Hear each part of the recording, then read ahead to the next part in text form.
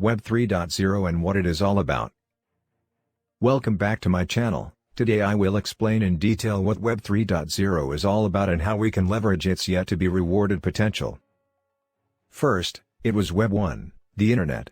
Then there was Web 2, the user-generated web, also known as the user-created web, heralded by the arrival of social media. Now, wherever we look, people are talking about Web 3, or sometimes, Web 3.0, the supposed next big evolutionary leap forward of the Internet. But what is it, exactly? Opinions may differ, however. Web 3.0 is a work in progress and isn't yet defined. However, it is believed to be a decentralized system rather than controlled by governments and corporations, as is the case with today's finances, internet, and content. The contents therefore will be connected to the metaverse.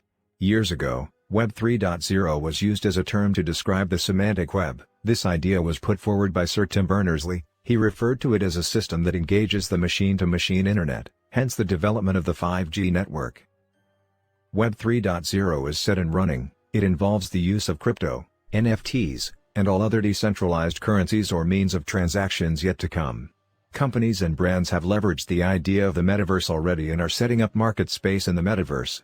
You can literally buy real estate in the metaverse. This includes lands and houses, own a company, and build a brand, all in the metaverse.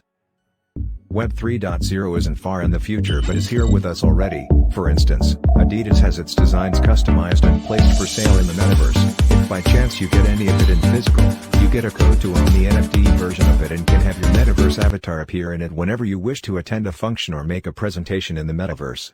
Some other brands have their signature wares already in the metaverse too. This is the future, and it is very early. The Decentralized Autonomous Organization, DAO, is a Web3 concept describing a group, company, or collective that is bound by rules and regulations coded into a blockchain.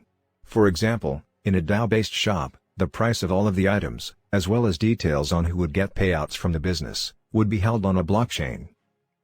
Shareholders in the DAO would be able to vote to change prices or who gets the money. However, no individual could change the rules without having permission to do so. And no one who owned the physical infrastructure, such as the server owners, or the owners of the facilities where the profits were stored, could interfere in any way, like running off with the takings. Crucially, DAOs, in theory, eliminate the need entirely for many of the men in the middle needed to run an organization, such as bankers, lawyers, accountants, and landlords. Most people believe that AI will play a big part in Web 3. This is due to the heavy involvement of machine-to-machine communication and decision-making that will be needed to run many Web 3 applications. Some of the challenges facing Web 3 is that most people diving into the space are just looking to make a quick dollar. If, on the other hand, you're looking to participate from a more long-term and strategic perspective, I would advise that you first understand the challenges facing the underlying infrastructure upon which the new virtual world is being built. In my opinion, while Web 3.0 is a certainty, it's going to take us at least 5 to 10 years to really get there. There are numerous limitations to blockchain tech, namely its cost efficiency, scalability, accessibility, user experience, and acceptability, all of which make achieving mass adoption a medium to a long-term scenario.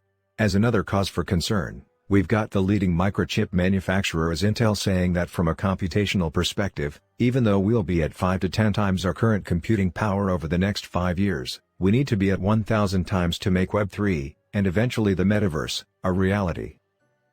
To get around the problem of scalability, I'm seeing an increasing number of projects working with off-chain transactions in hopes of improving processing times, only to go back to put the completed transactions back on the blockchain. But these solutions have their own flaws, including issues around consensus and governance. So while software innovation is occurring faster than we've ever seen, there's still a massive gap here. The hardware is several orders of magnitude away from catching up with the software. The last major hurdle I see in the realization of Web 3.0 is accessibility. Elon Musk's Starlink is still figuring out how to bring internet connectivity, Web 1.0 and Web 2.0 to many parts of the developing world.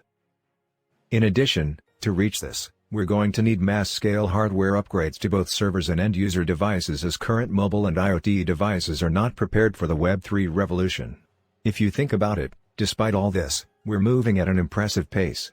It took the automobile over 50 years to reach mass adoption, and it took the internet about half of that.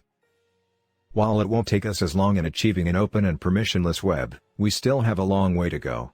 In my next video, I will show you some ways we can leverage this developing idea as a firm, person, or group.